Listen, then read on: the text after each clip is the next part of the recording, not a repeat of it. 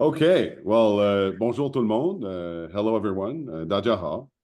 Thank you for joining our webinar today, where we will be speaking with Professor Reza Hazmath. Reza is a full professor of political science here at the University of Alberta, a very close partner of the China Institutes, and Reza will be unveiling and walking us through the results of our 2024 How China Sees the World survey. My name is Philip Rowe, and I am the director of the China Institute. Before we get started, allow me to share a couple of things and do a little bit of housekeeping.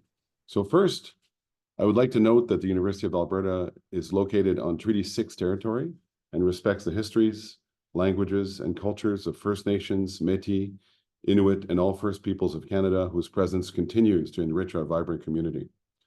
Secondly, just to give our viewers a sense of how the event is going to unroll, I will make a few brief remarks and then turn things over to Reza, who will walk us through the results of this survey. And at the end, we're going to try to leave at least 10 or 15 minutes for some questions and answers. So we welcome submissions of questions during the course of the presentation, and we'll try to get to as many as possible. The event will be recorded so that people who have not had a chance to listen today can listen in the future, or indeed, if they were fascinated enough, might want to listen again at some point down the road. And we're going to try to run this within 60 to 70 minutes maximum.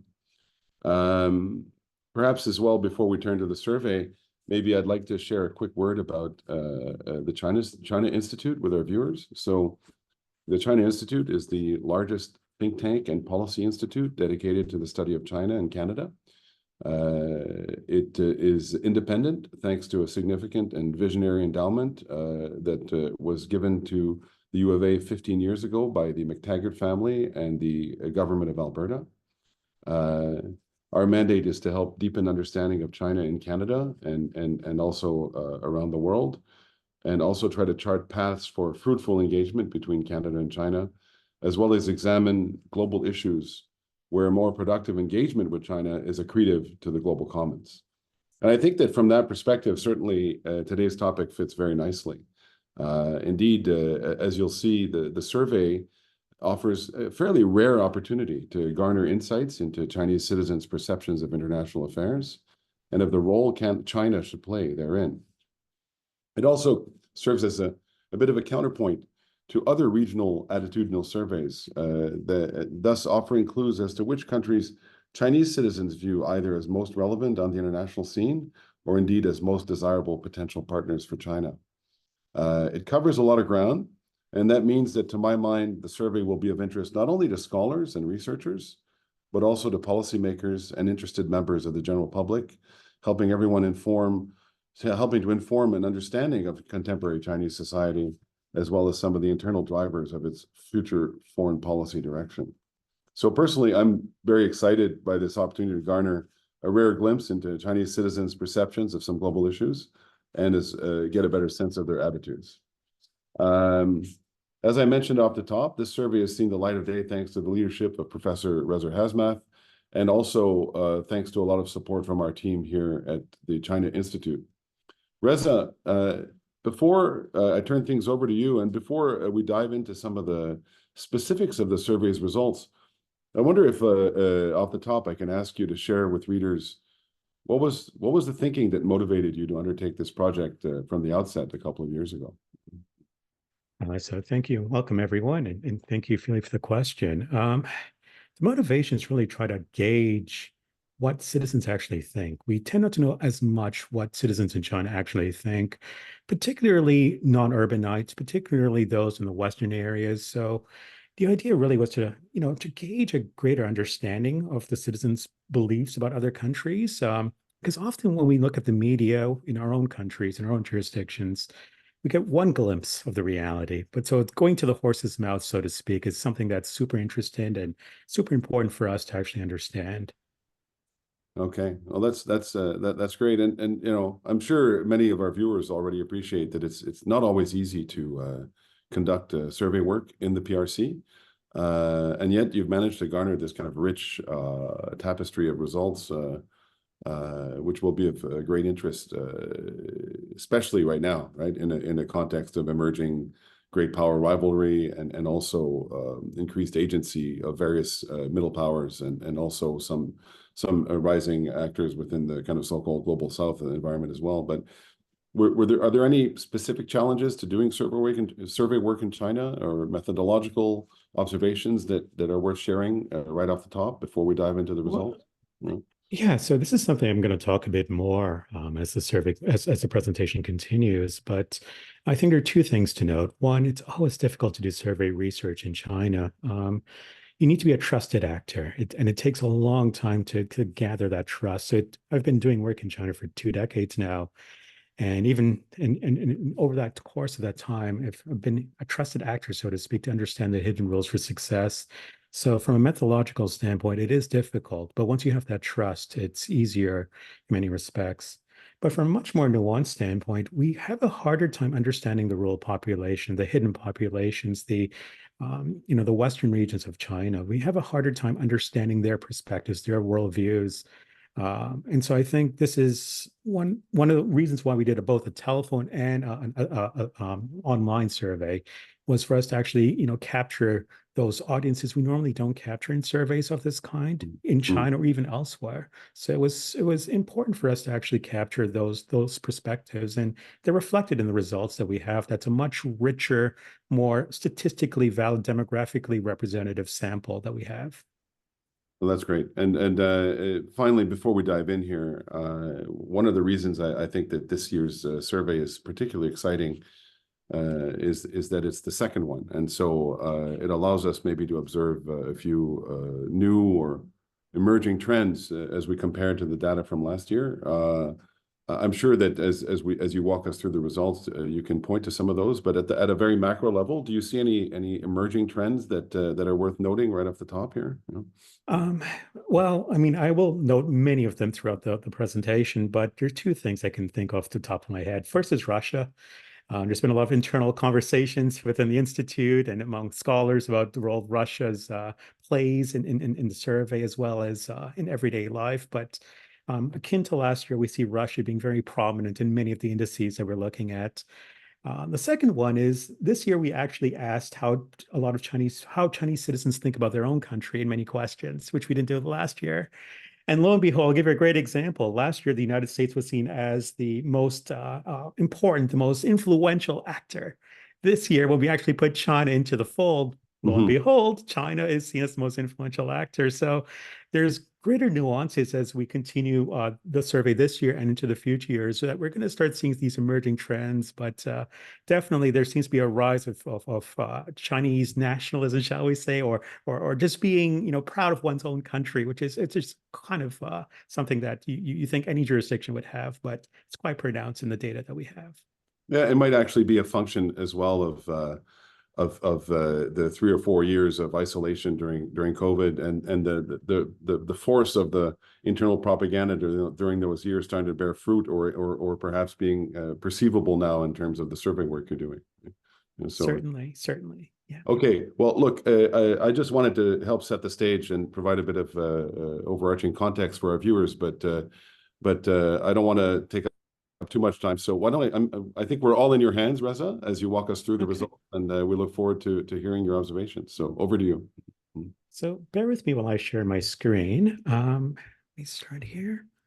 Okay, so well, before I even start the presentation in a much more formal way, let me thank Philippe and the Institute, the China Institute, for being so supportive, both in terms of resources, in terms of the policy research assistance, in terms of the communications and design people. This is not possible without them. This certainly could not be accomplished without them. And as Philippe mentioned, this is the second year we've done this, and such a great team to have to be able to develop this sort of report, shall we say. So, kind of the things we were hinting at in this report is trying to understand, how China sees the world and why it's important to understand how they see the world. It's without hyperbole to suggest that China's relationship with Western jurisdictions have really suffered from greater bidirectional tensions in the last year. We see China's increasing support of Russia during the conflict with Ukraine, its ongoing trade disputes with the United States and European Union, disputes in the South China Sea, its reliance on dual-use technologies to promote economic and military advancements.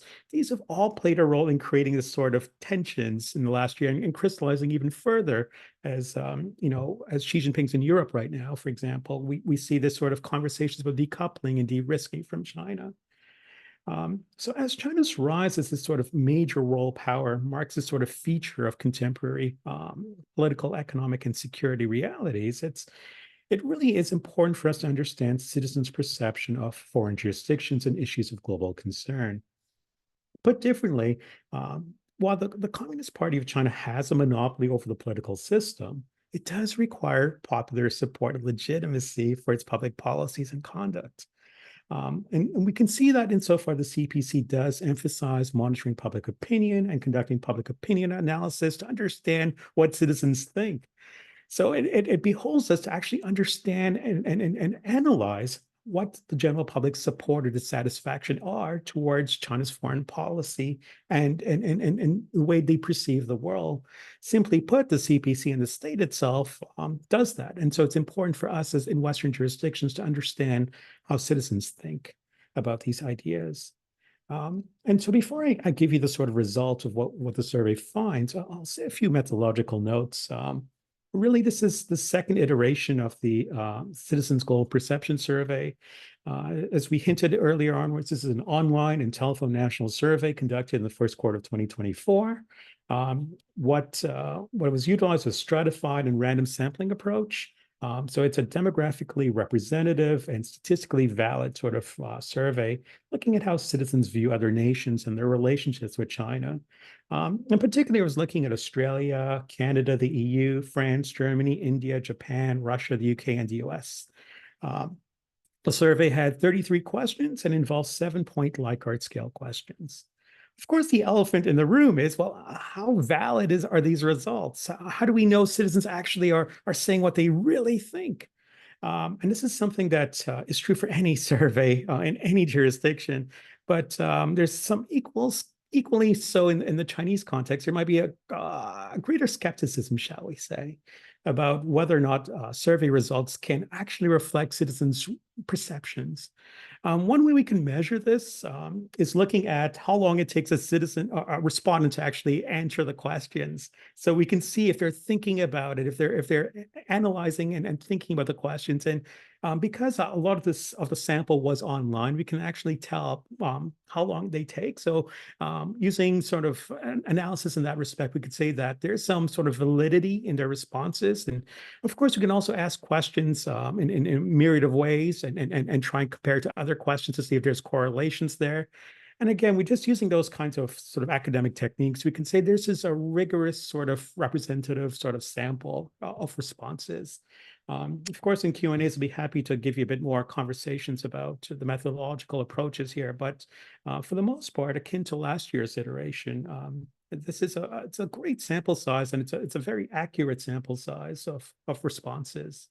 So what I thought I'll do is, in giving the sort of findings, I'll focus on looking at a few things. I'll look at Chinese citizens' general global perception.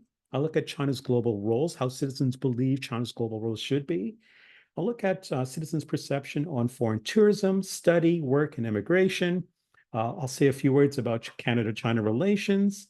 And finally, I'll say a few words about Chinese citizens' sources and knowledge of global jurisdictions.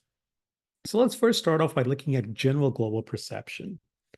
So Chinese citizens strongly indicated that China was the world's most powerful nation, with 67% of respondents rating it as the nation with the most influence on the global stage. Now, as I kind of mentioned beforehand, in our last iteration, we didn't actually put China in as a sort of a response sort of option.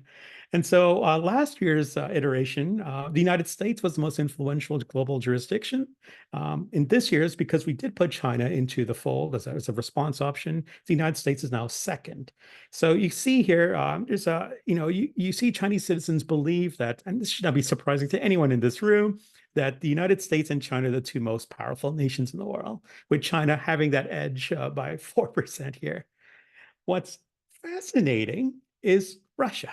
So Russia is seen as the third most influential global power. And this is akin to last year's iteration as well. And this is followed by the European Union. Now, in sharp contrast, we see 1% of respondents believe that Australia is an influential jurisdiction. We see in Canada, we have 2%. So just Canada slightly beat off Australia in that respect there. And so we do see that this is sort of a scaling of who has the most global influence, shall we say. The Australian one's a bit surprising because, Australia, from an objective standpoint, is within many intelligence alliances, including the Five Eyes Alliance. They're in AUKUS, for example. They have a very strong leadership role in the Asia Pacific region, and particularly in Oceania. When we look at Canada, we see that Chinese citizens perceive Canada as holding a marginal position of influence within the international community. If we look at aggregated scores below 4, we see 30% of respondents view Canada as holding limited or little influence. Perhaps I can set this up, given this is the first sort of chart that I'm showing you. It's a Likert scale from 1 to 7. So 4 is considered neutral, 1 is considered least, 7 is considered the most. So basically anything below 4 is considered least. And we usually aggregate the scores that way. Anything above 4 is considered most, and we aggregate the scores that way. Again, 4 is neutral. And so generally speaking, when I continue with the charts, as for example, I'm looking at trust in global partners, we see that that sort of similar trend here, where despite the sort of continuation of the Russia-Ukraine conflict, Chinese citizens continue to perceive Russia as its most trusted global partner, a status it held in 2023 as well. We see 81% of respondents express high levels of trust, defined as an aggregate score above 4 with Moscow. And this trend is particularly apparent among highly educated, high-income respondents, older age cohorts, and self-identified CPC members. Despite these high levels of trust, it's quite notable that respondents' opinions on Russia appeared more divided in 2024 than in 2023. It's a slight variance of 1.96 and 1.85 respectively, suggesting a lack of, a reduced unity in citizens' views towards their bordering neighbor. In contrast, both Japan and the United States had the least levels of trustworthiness. Now, why is trust so important? Well, in order for a state to engage with each other, they need to have minimum levels of trust to actually engage with each other.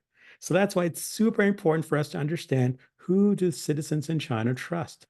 So if they trust Russia the most, it would surmise that they have a greater ability or greater chances or greater opportunities to actually engage with Russia. If they trust the United States the least, it suggests that could be a barrier to cooperation. In fact, when we look at CPC members, high income earners, and highly educated respondents, they were more likely to express higher trust in the United States, indicating a potential division within the Chinese public along socioeconomic lines and political affinities. Trust is something I'm going to come back to. We're going to look at knowledge and trust and how that sort of relationship in a future slide.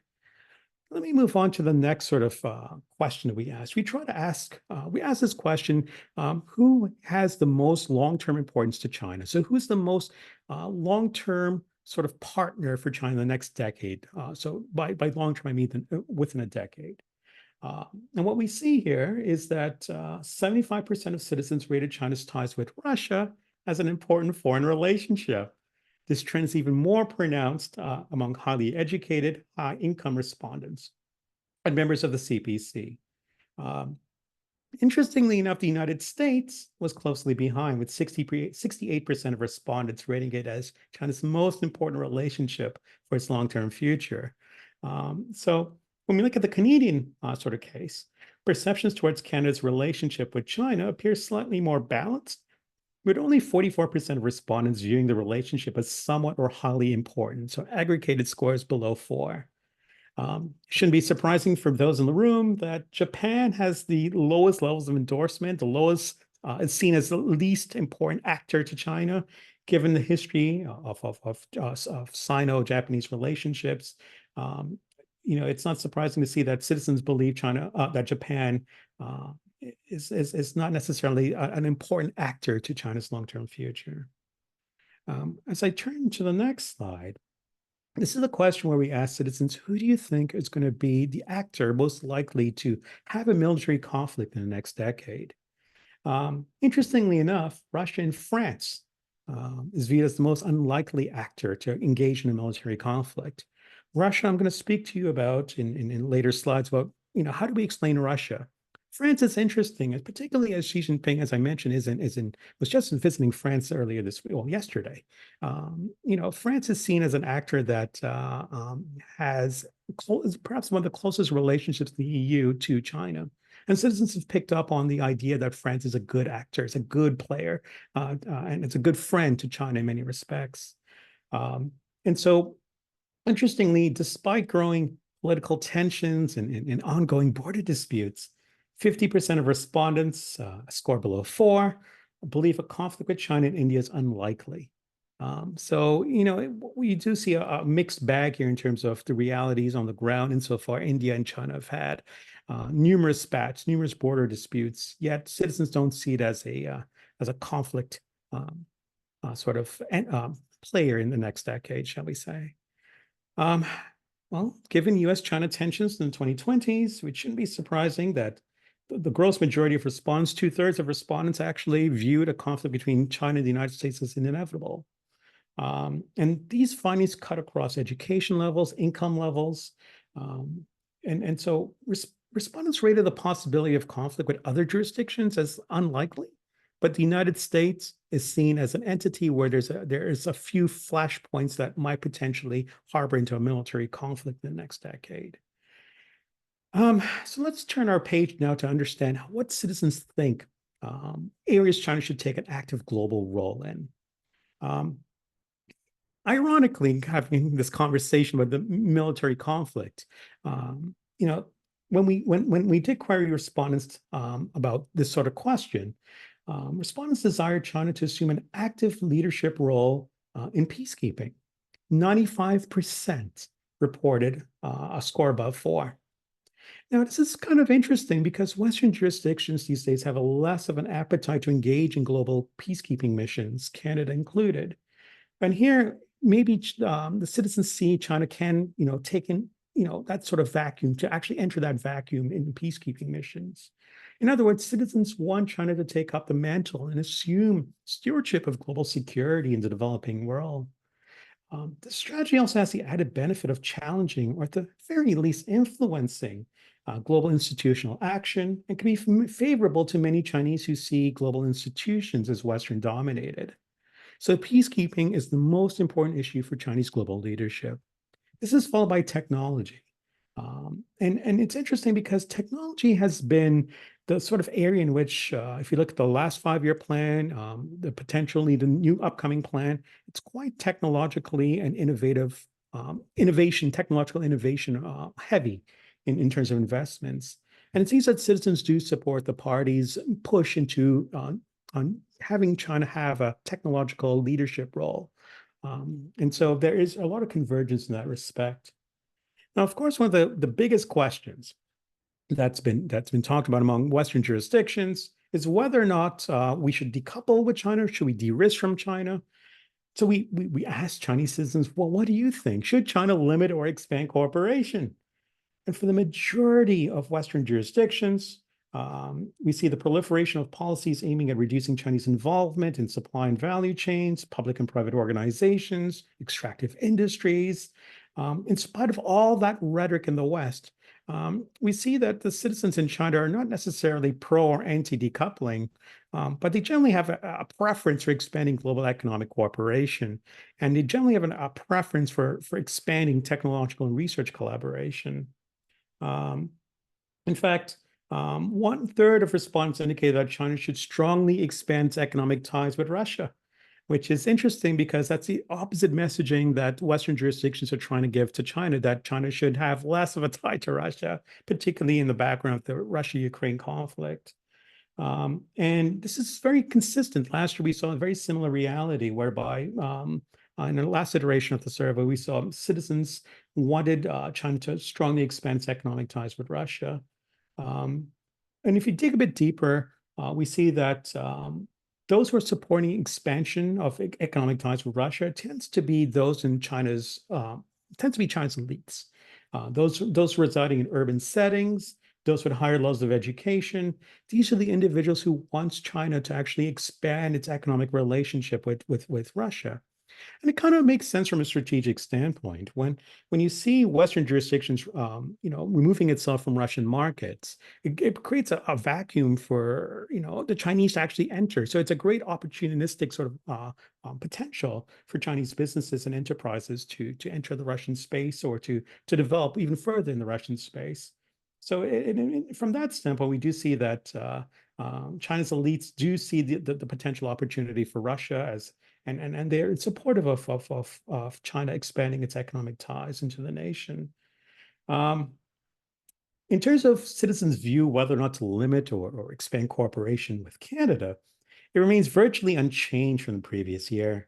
In 2024, 55% of respondents indicated that China should somewhat or greatly expand its economic cooperation with Canada, while in 2023 it was 56%. So it's a very similar level. We're not really moving the needle in terms of the worldview of Chinese and whether or not they should expand or limit cooperation with Canada. Now, where it becomes a bit more contentious is collaboration on technology and research, at least contentious on our end in terms of the Western jurisdictions. So despite, the sort of tensions and regulatory actions in many Western jurisdictions, respondents exhibit a generally positive disposition towards the United States when queried about the extent to which China should limit or encourage collaboration in high-tech and research fields in the United States, with 63% of respondents expressing an interest in expanding technological cooperation with the United States. In terms of the Canadian context, Canada's standing in research and technological collaboration with China remain relatively unchanged. So again, we're not moving the needle either in economic cooperation or in high-tech and research sectors. Well, what are citizens' attitudes towards China's global engagement? So in this iteration, we asked respondents to rate their agreeableness between 1 and 7, so strongly disagree and strongly agree, with a series of 7 statements on Chinese foreign affairs and global relationships. So I'll read the 7 statements, and you can see it at the bottom of the slide there. China should concentrate more on domestic affairs than on global matters. China is currently too open to foreign influence and thinking. The more a nation cooperates with China, the better off those nations will be. China's relationship with Western nations will be more competitive rather than cooperative in the next decade. China's political and economic model should be exported to other nations. China should change international practices and laws to reflect Chinese norms and values. China should increase its global military presence in order to further improve its national security.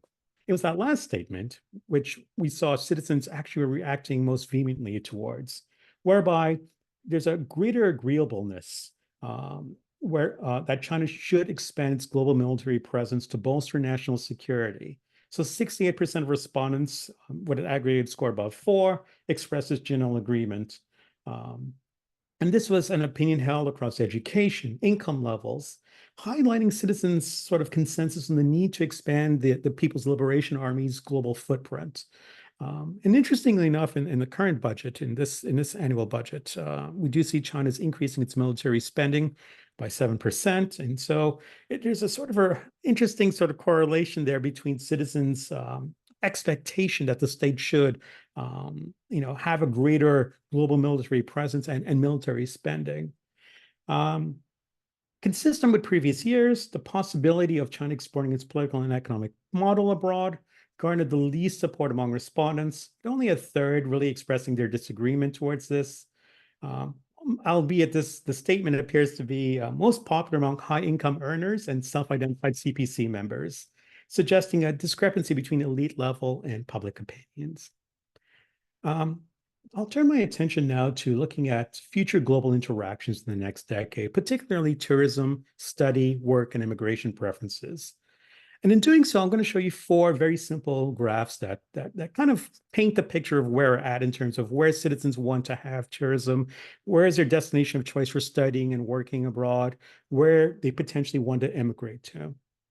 In terms of tourism, France, renowned as the world's most visited country, continues to attract significant interest in China, with 15% of respondents expressing a desire to visit as their top-ranked locale. Second is Russia, and we'll have a conversation about Russia there again. The UK is the 3rd most desired destination, Canada does not place very highly here. Well, compared to the top three anyways. But Canada is at 11%, which is, I guess it's akin to Germany and akin to Japan as well. So we're not in the top perhaps, but it's still, relatively speaking, doing much better than India, shall we say, or better than Australia. In terms of studying abroad, I know there's a lot of interest in terms of where students' preferences are. Chinese citizens' preferences are to study abroad, particularly since those patterns are shifting. When we ask this question, where do you want to study abroad in the next decade? The United Kingdom was the top choice among 20% of respondents. This marks a significant shift from the last iteration of the survey, which last year's survey, where the UK garnered interest from only 16% of respondents. We see the United States slipping in 2024 into sixth place, garnering support from only 9% of respondents. Last year it was 20% of respondents. So we see there's a, this could potentially be because there's been greater scrutiny of Chinese students at U.S. ports of entry. There might be potential barring Chinese students with suspected ties to the PLA. So this is actually these kinds of news, these kinds of attitudes, and these kinds of reality is actually influencing behavior in many respects, or at least stated behavior of where to study next. In terms of working abroad, we see Russia, we see Germany commanding a preferred working destination. In terms of immigration preferences, we see that a considerable portion of respondents express an openness to immigration opportunities abroad, with Canada remaining a popular immigration destination with 23% of total responses, and that's up by 12% last year. Perhaps because we've had, in the last few years, a much more liberal sort of migration policy. I think that has trickled down into citizens thinking Canada could potentially be a good popular destination of choice.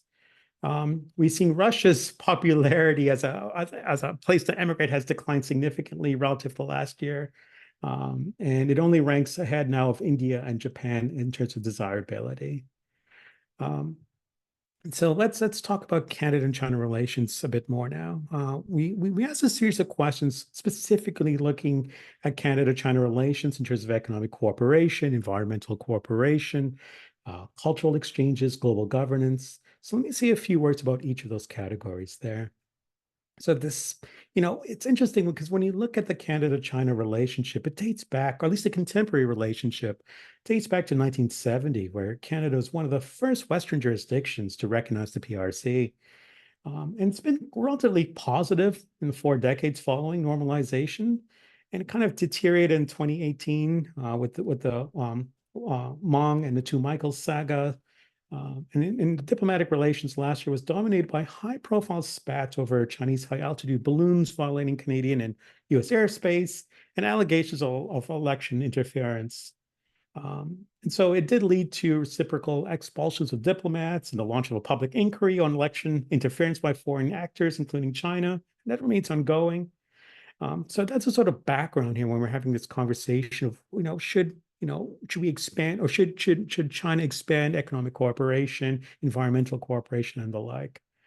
In terms of economic cooperation, the number of respondents open to greater economic cooperation remained high in 2024, with nearly 75% indicating a general willingness, this was an aggregated score of about 4, to expand economic cooperation.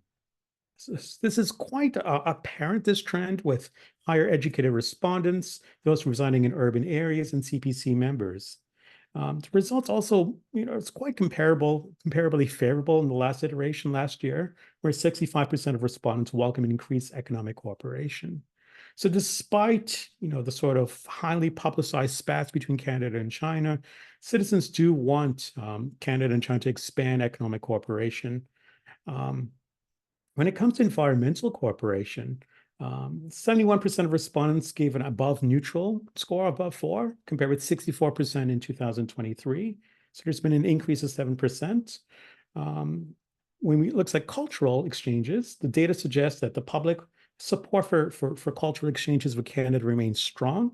79% of respondents indicated support for cooperation on this front, compared to 72 last year. So again, in spite of our spats, our highly publicized spats, citizens do see greater economic cooperation, environmental cooperation, cultural exchanges as something that they do prefer, and it's actually increasing relative to last year. When we look at global governance and global security cooperation, support for cooperation and global governance increased by 7%, or I guess six and a half around there. So this year was 73% supported global governance cooperation. Last year was 67% approximately. We also see citizen support for cooperation with Canada pertaining to global security issues remains quite high, and nearly 80% of respondents affirmatively supported this stance. So there's a strong appetite among the citizenry to cooperate with Canada on global governance issues and global security issues as well. Now, what are the main factors influencing Canada-China relations? Interestingly enough, last year it was quite apparent from responses that citizens were not very knowledgeable about Canada. And so in light of this, we directly asked participants whether or not they felt the Canadian public was knowledgeable about China. And what the findings show is that nearly half of respondents, about 46% of respondents, somewhat or strongly disagree that the Canadian public has a strong understanding of China, while only 1/3 of respondents express uncertainty on the subject. Only a minority of respondents perceive the Canadian public as having a comprehensive understanding of China. This is a view that's concentrated among highly educated, high income, and urban residents. In other words, if I was to put this in a different way, it seems that Chinese citizens believe Canadians don't really understand China. That's what the data is telling us. And it might be a reciprocal relationship whereby perhaps the Chinese public doesn't understand Canada as well. And so what we do see is that there has to be greater public relations, public affairs kinds of push towards promoting Canada in China, perhaps, to have a much more healthier relationship. And what I mean by that, and I'll show you in a later slide, there's a strong relationship between knowledge of a jurisdiction and trust in a jurisdiction. Except for the United States, all other jurisdictions you see have a strong correlation where if a citizen believes they have knowledge about the country, they're more likely to trust the country, save for the United States, of course. Another question we asked was, we asked citizens about the factors they perceive as having the greatest impact on Canada-China relations. So we gave them 4 options. 1, China's growing international power, Canada's relationship with the United States, differences in values between Canada and China, Canada's domestic politics and policy environment. The largest respondents thought was the idea that China's growing international power was the major factor influencing Canada-China relationship. 82% somewhat or strongly agreed. So it's particularly evident among self-identified CPC members, mid-tier professionals, and urban residents. The second highest rated factor was Canada's relationship with the United States. One of the least or the lowest rated factor was differences in values between Canada and China as a barrier to cooperation. And I think that's super interesting to note because if there's a variance in values, if people perceive that your values are much different than my own, they're less likely to cooperate. And so at least from that level, citizens in China do not see that values between Canada and China are significantly different. And at the very least, does not forge a barrier to cooperation. So let's talk about sources and knowledge of global jurisdictions. As I hinted beforehand, there's a strong correlation between knowledge of a jurisdiction and trust in a jurisdiction. The jurisdiction, most respondents felt that they were knowledgeable was the United States, Japan, and Russia. Respondents were less likely to be knowledgeable of Australia and Canada. And you could see the old logics there, the jurisdiction familiarity there, reinforcing that sort of relationship.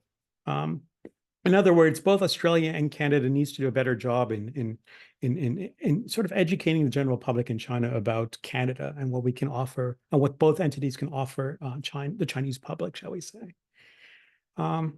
Where do citizens get information? Well, it's again akin to all jurisdictions. Most jurisdictions. It seems that social media is the most common way to obtain information on global affairs. And we see that across all demographic categories, whether it's age, education, residential location, employment status. This is fascinating because traditional media, if you're looking at television, radio, newspapers, it's much easier to censor. It's much more easier to control if you're the party. Social media, although there are levers to censor it, there are levers to control it, it's much more difficult relative to traditional media. So, from an analytical standpoint, it does raises questions about the ability of the state to directly influence and shape perceptions of foreign actors and behavior.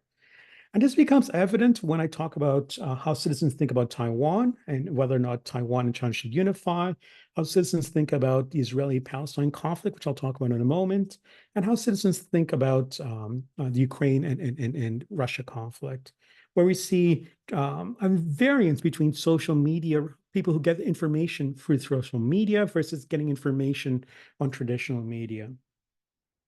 So here are these. First one, as I mentioned, was notable findings about the Russia. Let's talk about Russia for a moment, and I'll talk about Ukraine. I'll talk about Palestine, and then we'll end the presentation. So it's worth explaining the Russia effect because it's come up twice now. It's come up last year's iteration and this year's iteration. And so this is where there's a lot of internal debate within the institute, within the China Institute, but as well as in popular sort of discourse. Because it's just a fad. Are citizens actually just saying, "Hey, Russia is standing up to the United States, is standing up to Western jurisdictions," and this sort of championing of being anti-West and that sort of rhetoric is permeating within the zeitgeist of the Chinese. So instead of trying to theorize from that standpoint, I try to figure out what the data tells us. And so it is plausible that citizens' perception of Russia are potentially influenced by a preference orientation that's elastic and malleable. But here's where we can start getting some data here that tells us, gives us some insights. Chinese citizens' self-reported knowledge of Russia has a significant impact on their trust in Russia. In addition, those that receive more of their information on global events from television and social media are likely to trust Russia, while those primarily relying on radio are less likely to trust Russia. There's a gender variance as well. We see that females displays less trust than males in Russia. Of course, other factors such as location, CPC membership, education, does not really seem to statistically significantly impact response propensity to trust Russia. Put differently, it's a mixed bag. What makes the survey interesting and perhaps frustrating is that it's not only giving you your standardized sort of urban Eastern Seaboard sort of perception, i.e. the elite perception, relatively speaking. It's giving you a perception of how Chinese truly see the world from a representative standpoint, i.e. the rural populations, the hidden populations, the Western Seaboard, or the Western sort of provinces. And so perhaps here, we see why Russia is seen in such good light in many respects. And so in the report that will be released at the end of this presentation, we go into great lengths to try and understand the Russia effect, but these are some of the things that we were examining. So I do invite you to read that appendix that talks about the Russia effect. For just because of the sake of time, I do need to finish very soon. I just want to say a few words about Sino-Taiwan reunification and citizens' perspective there. Citizens generally wanted a diplomatic reunification with Taiwan. 68% of respondents indicated a favorable stance towards a diplomatic solution directly with Taiwan. Now, the caveat is this, is if the United States is involved in a diplomatic reunification with Taiwan, citizens are less supportive, in fact, dramatically less supportive, 32%, compared to 68% where the US is not involved. Respondents' interest in pursuing a diplomatic solution with Taiwan depended on their education levels and their monthly household income. Now, one of the things that we did is we ran the survey, half of the survey at least, before the elections in Taiwan and after the elections in Taiwan. And we were thinking maybe there'd be some variation, maybe there will be something of analytical interest. There wasn't. What we saw is that the recent Taiwan elections did not change citizens' perception about having a diplomatic reunification with Taiwan instead of a military one, and their perception of having the United States involved, or rather not having the US involved in diplomatic reunification with Taiwan. We will produce a piece on this very soon. This is solely looking at this, so I'm not going to stress too much on this, but I just wanted to give you the top line headlines, looking at citizens' perspective on Sino-Taiwan unification. China's role in global conflict hotspots is something we looked at as well. We looked at the Russia-Ukraine conflict, and we looked at Israel and Palestine. Citizens are relatively ambivalent about the conflict, even as they readily identify Russia as having lost strength during the course of this conflict. There is support for China playing an active role in resolving the conflict, particularly among middle income and less educated respondents. Respondents who believe that China's interests have been affected by the conflict are more likely to support China playing an active role, which kind of makes sense. We see China's involvement appears weakest among women, again, a gendered view on the conflict. And those in rural areas were less likely to support any potential Chinese involvement in resolving the conflict. When we look at Israel-Palestine conflict, approximately 47, let's just say half of respondents agree with China having an active role in resolving the conflict. And then, shall we say, another 40% express a neutral stance. So there's more of an ambivalency here. It's whether they just don't see China playing a major role or they do see China should play a major role. Citizens who did indicate a willingness for China to be a global leader in peace and security expressed a greater interest in China playing an active role in resolving the conflict. Women, again, there's a gender perspective here, and those residing in rural areas were less likely to support any potential Chinese involvement in resolving the conflict. We saw that respondents' primary source of information, global affairs, i.e. traditional versus social media, do not have any impact on their perspectives on the issue. Although, statistically speaking, those that relied on social media for information on global affairs were slightly more likely to support China having a role in a potential resolution than those who relied on traditional media. So what are some final words here? Well, you know what this survey, what this report really highlights are respondents' hopes and ambitions for China playing a leading and active role in international affairs. And you do see this insofar that the public's desire for China to be an active leader is influenced by their support for the nation increasing its military strength. Despite the ongoing tensions between China and many Western jurisdictions, the Chinese public do not express interest in pursuing decoupling. At the same time, respondents remain steadfast in the belief that they need to deepen economic and technological ties with Russia, which tells us, at least from the perspective of citizen support, there's going to be some resilience in the Sino-Russian bilateral relationship driven by shared strategic interests. And finally, there is room for cultural connections and people-to-people ties. We saw that in the Canadian case where citizens do desire and express a willingness to have greater cultural connections and people-to-people ties. And just in general, not only in the Canadian case, but generally, I think we do need to have more of these kinds of connections, particularly in a post-COVID world, where for those 2 or 3 years, we had less and less of those connections. And the more connections, the more people-to-people ties, the assumption is it increases trust. There's greater trust and increases cooperation. If you increase cooperation, you increase more peace and security in the world. So that's a sort of overview of how China sees the world in 2024. Thank you for allowing me to say a few words, and I guess we'll turn it over now to Philippe and Q&As. Reza, thank you so much. That's a very rich tour d'horizon overview. And I think it's easy for everyone to see how there's a lot of data there that we can continue to unpack. And I think we're going to be, if I'm not mistaken, right, Reza, we're actually going to release the actual survey itself right after this webinar. It's got a lot of rich information, and I think I would invite anyone interested to take a closer look, and that might help even formulate some further questions that we'd be happy to take, both you and I, over the coming weeks. In the meantime, I certainly have a wealth of questions, but there's also a couple of good questions that have come in from the audience. So perhaps I can start with a couple of those, and then we can have a little conversation about a couple of items and see where that leads. So I have a question from Evan Due, who's saying, "Thank you for a very interesting presentation. I would like to know why ASEAN as a bloc or selected individual countries within ASEAN were not part of the survey questionnaire given that China's economic relations and engagement with the region is very significant? That's a great question. So maybe in future iterations, we will have to add them. At this stage, it was just from a methodological standpoint. We had, it's 33 questions, and adding more means that we have to reduce. It's a simple methodological one, but again, it's not satisfactory, I know, to say that, but that's the actual reality of the situation. It will be interesting in the future if we can add,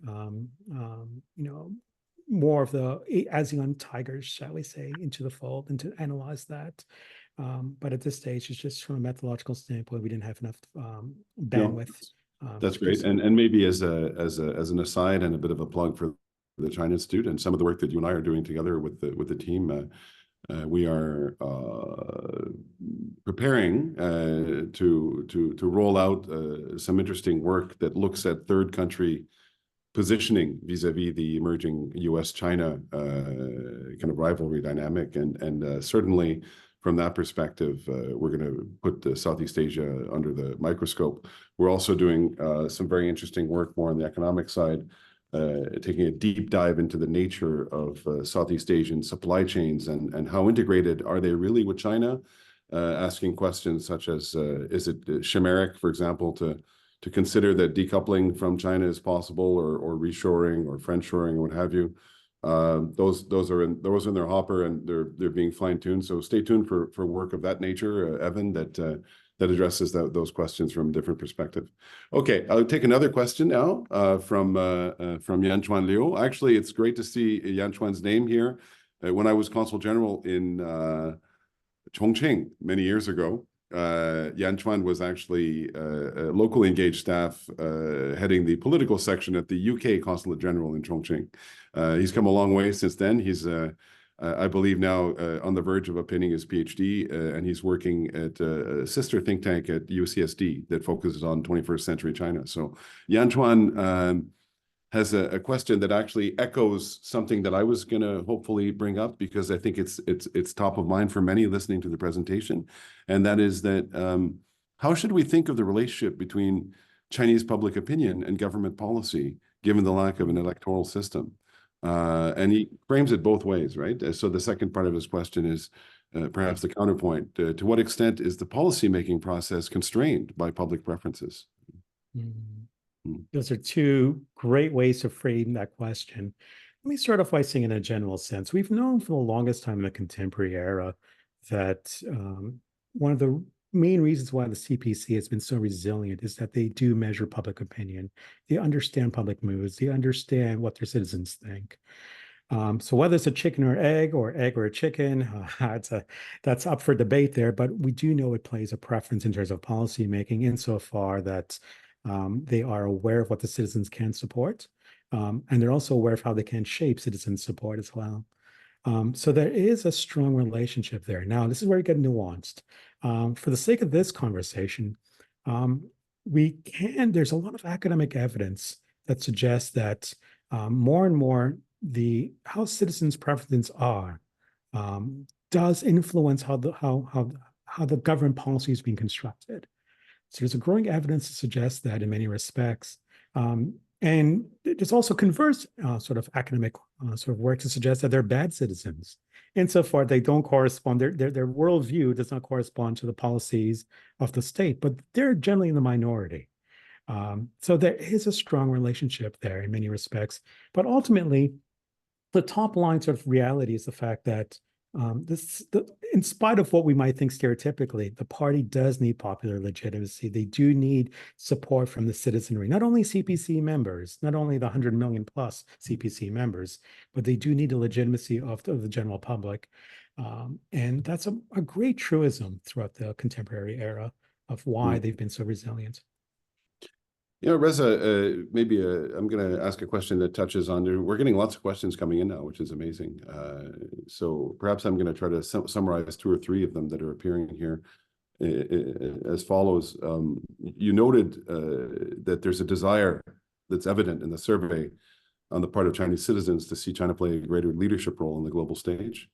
To me, that's very encouraging in the abstract. But does that desire lean towards wanting to see a more militaristic, security focus with respect to that engagement, or more of a peacekeeping development role, a la, shared community for mankind type of approach, or is it both? And if you do have a better sense of the data in terms of where the public's inclination lies, what kind of implications does that have for Chinese policymakers? So let's start off with this simple statement, but it's a very, very nuanced statement. All states are going to act under their self-interests, whether it's China, the United States, Canada. And so, insofar that China is going to play a greater role, or the citizens have a preference for China playing a greater role in global governance and in peacekeeping and in any sort of leadership roles globally, ultimately, it's going to have to play into the idea that it serves a national interest in China. And again, that's a truism in any jurisdiction. So let's not be mistaken about that. Mm. So what we do see is that citizens want China to play a greater active role from a peace and security standpoint. So that means playing a role in areas in which China has strategic national interests. This can be in Africa. This can be in the South China Sea. This can be in Russia, Ukraine, for example. We do see that citizens are savvy enough to understand that China does need to increase its global presence in order for it to feed into its national interests, its strategic national interests. And again, that's akin to any jurisdiction. So we shouldn't only pick on China for this sort of reality. Okay. Here's another question that I'm going to allow myself the luxury of paraphrasing as moderator, because it cuts across. We have like many questions coming in now, and that's you touched on the evolving nature of the sources of information that respondents rely on for their understanding of international affairs. And that clearly, I don't know if you touched on this directly, but when you do read the survey, it's clear that there's a clear trend towards social media, right, as the main source of information versus more traditional media sources.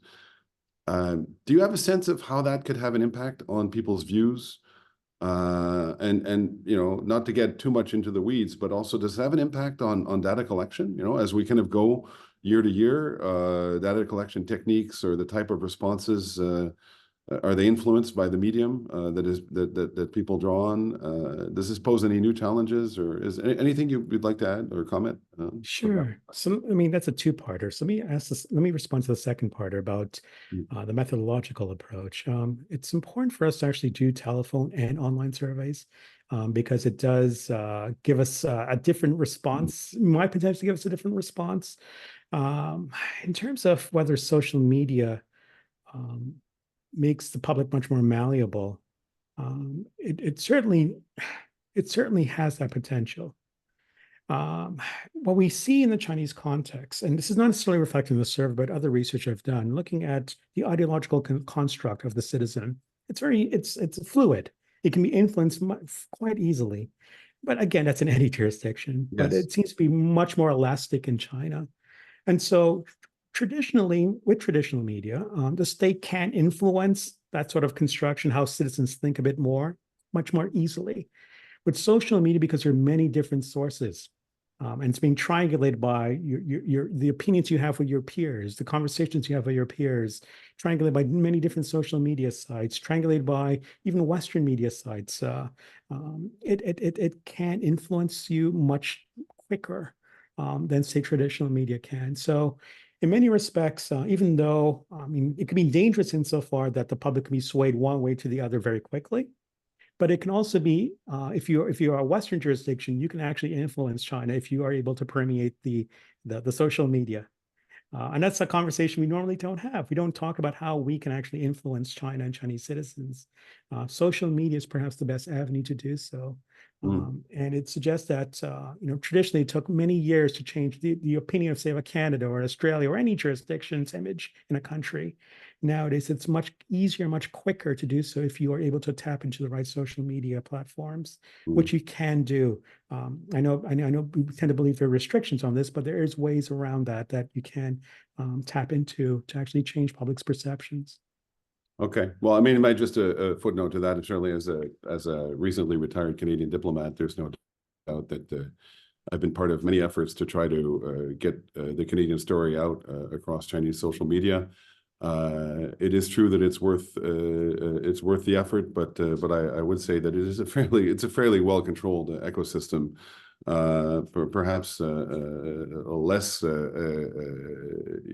free and open or chaotic or difficult to control than you might think. But that's a conversation for another time. I'm actually, if you're okay with this, Reza, I think we're gonna go for an extra 5 to 10 minutes because there's a few more Sure. questions, and I'm gonna take the moderator's privilege as well to just maybe add another couple of thoughts on the Russia question that you alluded to. Certainly, maybe allow me to make a comment that's going to lead to a question, and then it's going to be a two-pronged question. And once I've kind of gone through that, I think because it's helpful, I think for the audience to hear a different perspective on things. Or I have actually a question related to that will follow. So. I'm very grateful for your attempts to try to unpack the Russia effect, as you say, and as you mentioned, we do have an annex in the survey that tries to address that. But perhaps not from a kind of social scientist perspective, steeped in the results of the survey, but perhaps more from a kind of like empirical perspective, the one that I bring. Certainly having spent 22 of the last 25 years living in China and having just moved back from China a few months ago, I would venture to say just the smell test, if you will, for me is that there's perhaps a little bit more skepticism vis-a-vis Russia than comes out in the survey. Certainly when it comes to questions like where people would like to travel or study. I just don't get the sense that Russia ranks up there with Canada, US, UK, Australia in terms of a study destination, and yet the data shows that it does, right? So you'll have to take my word for it. I've spent a lot of time hanging out not just with the princes of China but also with the paupers. I have I think a fairly kind of granular empirical sense of things, and so it leads me to wonder. What's behind that? I do think that Russia is a specific topic there where, first of all, perhaps notions of trust, like you were talking about, are easier to express at a kind of an international relations perspective than from a personal perspective. So if you ask somebody, do you think that the Chinese government should engage with Russia diplomatically, or do you think that that's a productive relationship? It's easier to say yes to that than say, well, would you like to immigrate to Russia? Where you're like, no, I don't want to go live there, right? But I also wonder, and I know these are difficult questions, but how much of a Chinese style political correctness comes into the equation, right? I mean, these are easy questions to kind of know what the zeitgeist is, what the clear kind of government preference is, and if you don't really have a lot of skin in the game as a survey respondent, it might be easier to say, yeah, Russian's fine, even though personally I have no desire to go there, as opposed to perhaps other questions where if you had more intensity of feeling, you might actually respond more truthfully, even though it was risky to do so. So I do get the sense that there's maybe something going on of that nature. Although, as you say, the data doesn't necessarily, even if in its refined form, point to that. So that would just be a comment from my part. You may or may not want to respond to that. But assuming that there is this positive sentiment towards Russia, does this kind of hamstring the Chinese leadership if it actually wanted to give itself a little bit of distance in the future? Let's say Russia, went on an increasingly even more egregious path, or China's calculus of where its interests really lie would lead it to want to kind of perhaps tack a little bit more towards Europe, as we see that there's a push and pull there that's evident even during the Macron visit, where the atmospherics are lovely, but Macron is basically signaling very clearly, and this is not being picked up in Chinese media, by the way, that Ukraine is an existential issue for Europe, and the fact that China's is continuing to provide some substantive help is noteworthy and may lead to the EU creating more and more distance. So so there's a question about Russia there, but also maybe even at a broader level, there's an interesting kind of dialectic, right, where if the state is actually forging a narrative that leads to a new public opinion, then when the state actually wants to attack in another direction, whether it's on China, on Russia, or on Japan, they may actually be hamstrung by their own previous efforts, right? So I know this is a very long question, but I wonder if you have a couple of quick observations on that. So I Yeah. actually see it slightly different. I see it's a win-win situation for the Chinese, even if it can use Russia as a bargaining chip in its engagement with Europe. Insofar, there's a lot of conversations in the EU writ large about de-risking from China. There's a lot of conversations about EV dumping, et cetera, et cetera. And if one of the carrots or sticks, however your perspective is that China can actually have less of an engagement with Russia in exchange for X, Y, or Z of Chinese demands, this could be a win-win situation for China. On the flip side, it makes perfect sense for the Chinese to partner up with Russia even more so because, as I said, Western jurisdictions have completely removed itself from Russia. There's a market that needs servicing. It's the conflict in a post-conflict area.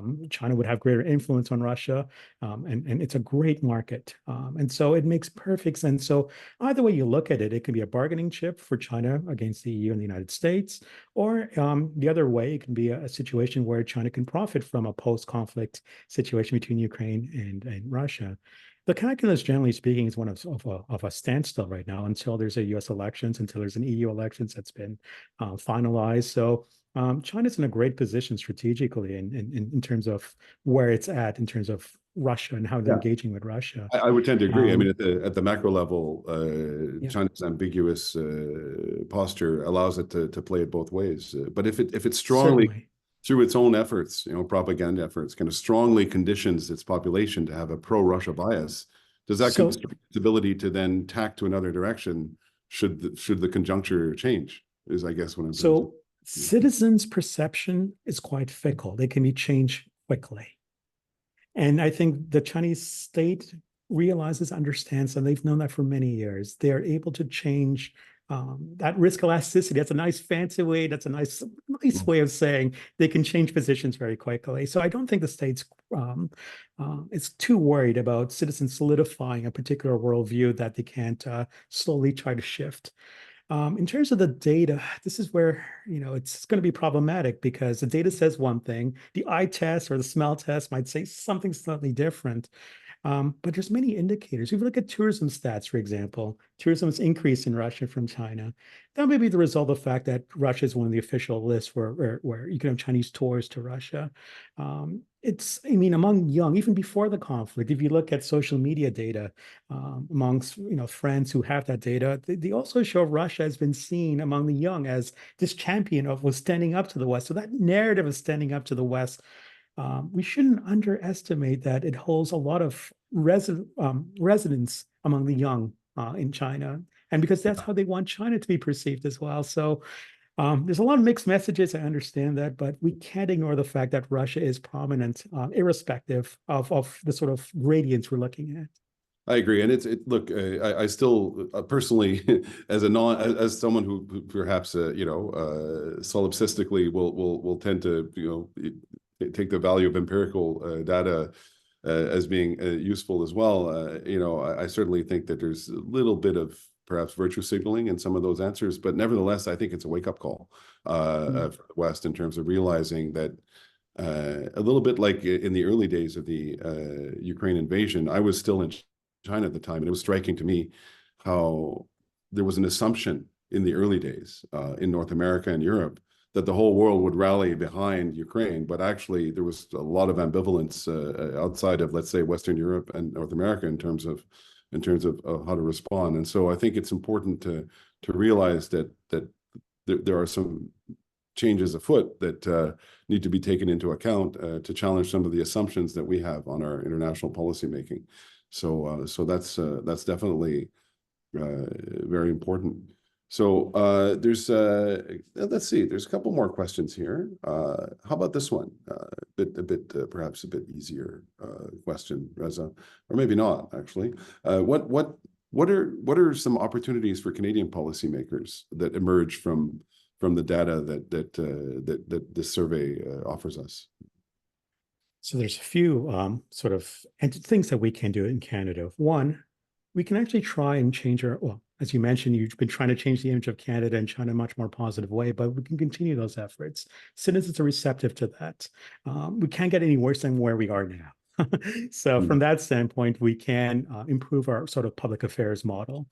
But more nuanced, I think there's been a lot of internal conversations in Canada where we tend to believe China has different values and norms than we have.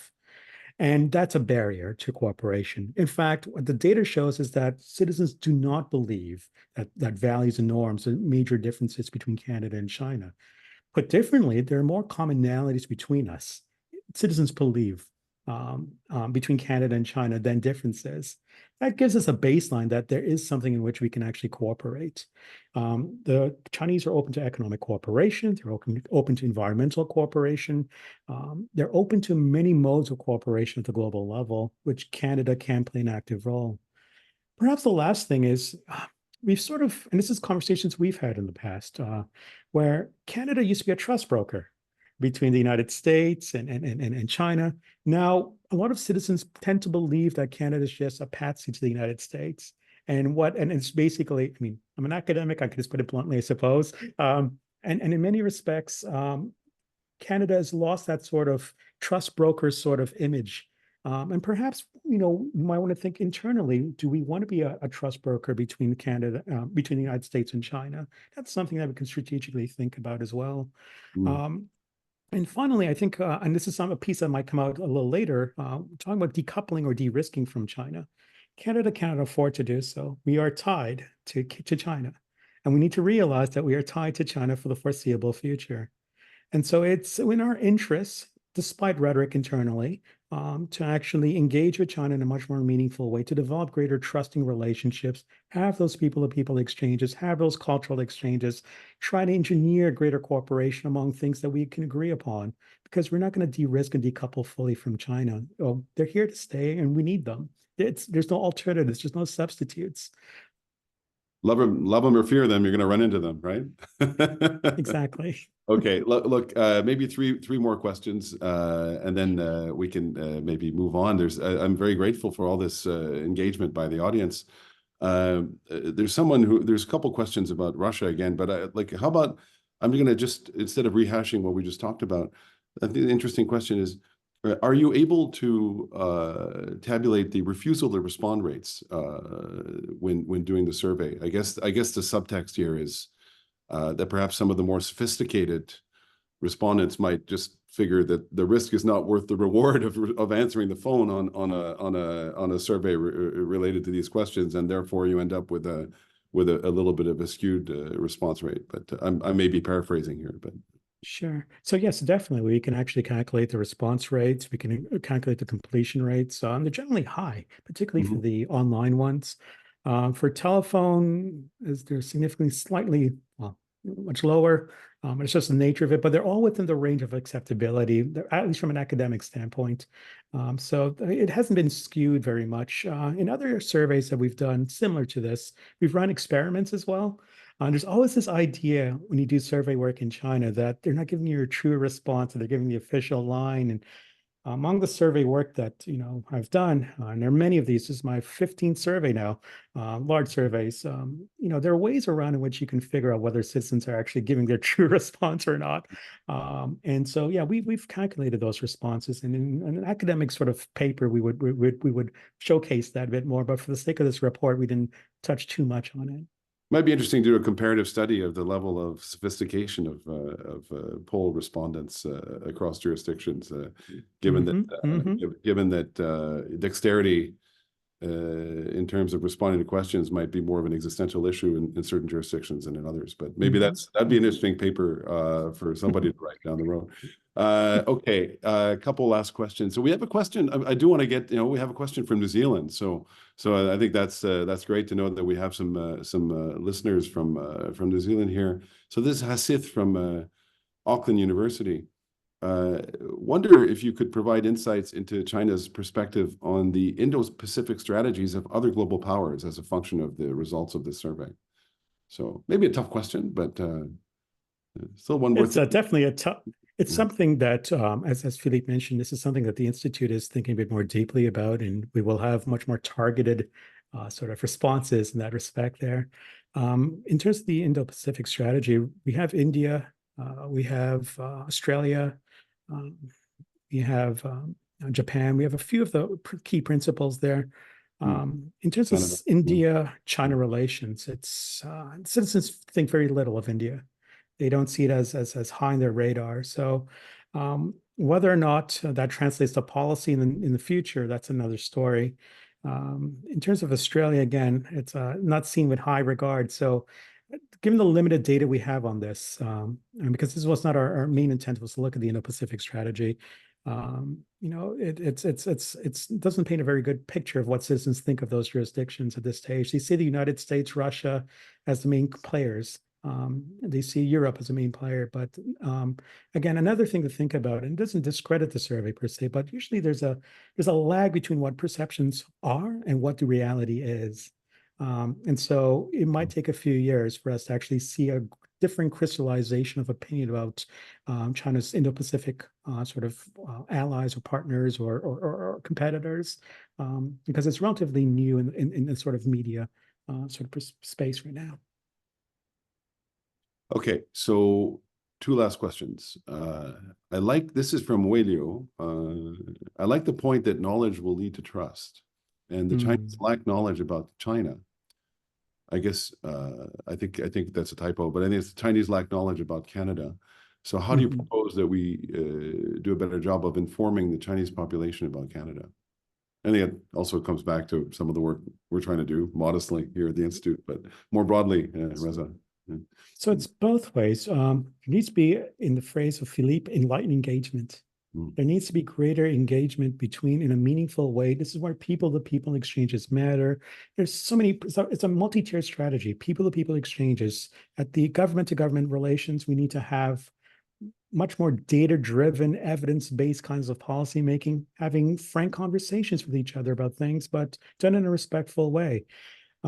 We have shared problems, shared issues between Canada and China. Canada has faced many of the issues that China's faced and vice versa. We can learn from each other. But that discourse has not necessarily been that way. It's been one of a bi-directional. It's not been bi-directional. It's been monodirectional, and both sides are guilty of that.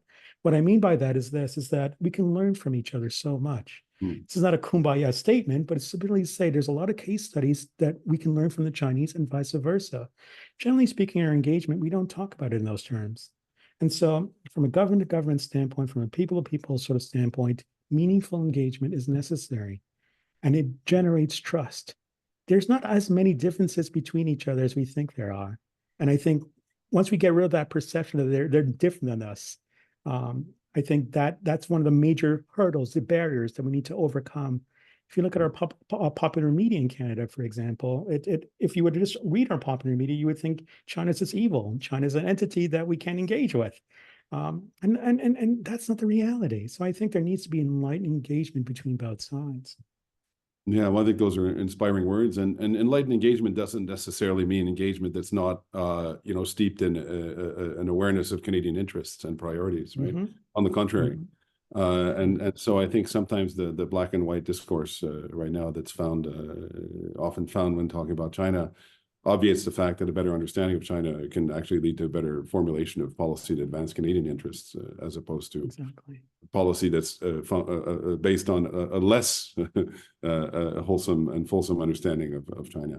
Okay, so with my apologies to several people who we won't have time to get to, here's the last question, Reza, before we wrap up. What efforts will you be making to publicize this survey? This is from Susan Gregson, fellow of China Institute. Are you planning an op-ed? What about contrasting the views of Chinese citizens regarding Canada, which are quite positive, to the more negative views that Canadians currently hold towards China? So that's a great question, Susan. This is something that the Institute and myself, and I mean, this is an ongoing work. We plan to run these surveys for many years, hopefully. And I mean, an op-ed, of course, we have the report coming out at the end of this presentation, so you can actually see the raw reports. We're going to have the website that has the raw data as well, so anyone can actually utilize it. Our goal is to, enlighten the Canadian public and the general public globally about how China sees the world because we have so little information about how they actually see the world. So this can be through media, this can be through academic reports, policy reports, and this is something that, as I mentioned, we're going to have a piece on Taiwan. We're going to have a piece on global conflicts. There's going to be a piece on decoupling. So there's many pieces that not only stems from this, but from the work that the Institute's doing in the near future. So it's a constant conversation that we're going to have. This is not a one-off by any means. Okay. Well, Reza, look, this is a very rich overview. I think everyone will agree there's a lot to unpack and a lot to reflect on here, especially once the survey is released in the next few minutes. There's some positive points actually that flow out of this, and some noteworthy as well. Maybe in closing, just to narrow the lens back to Canada as well. I really think there's some encouraging data points that are worth highlighting, right? Which is, despite the travails of the last few years of bilateral relations, Chinese citizens continue to maintain a positive view of Canada. They see Canada as a desirable destination for travel, for study, and also as a preferred partner for China on the international scene. So to me, I think it behooves us then to leverage that positive Canadian brand in a way, being a bit more creative in terms of finding approaches that Canada can take to exert influence, given the willingness to engage, create more traction for Canadian efforts that are aimed at soliciting China's meaningful participation in global initiatives. Of course, with a focus more on the peace and security side, I would say, and also perhaps as a potential development partner. So also, as I was watching the survey, a couple things came to mind as well. I mean, there's many things we could point to, but this kind of declining, there's still this, I'm sure that if there's an offer letter from Harvard, most university, most Chinese prospective international students would be happy to go there.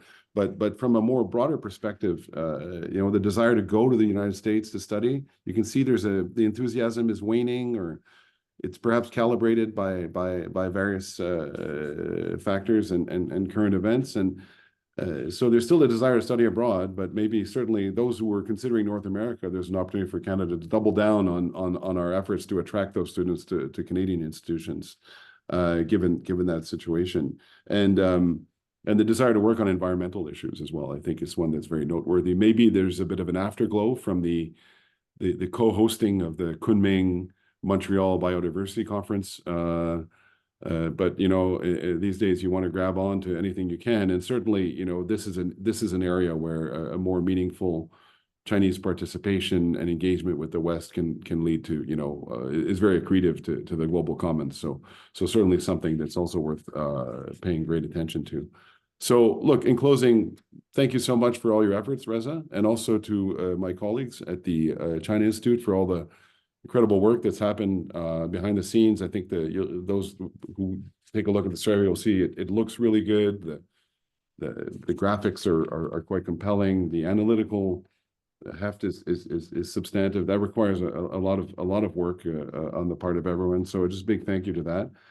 And I hope that we can actually continue building on this work. And I look forward to, I'm not tasking you here, but I hope that you plan on doing a third iteration of this, Reza, and that'll give us even richer benchmarks and allow us perhaps a better footing to identify even more new and emerging trends that are important for everyone to be cognizant of. So thank you very much, and thank you to everyone for taking the time to join us today. Merci.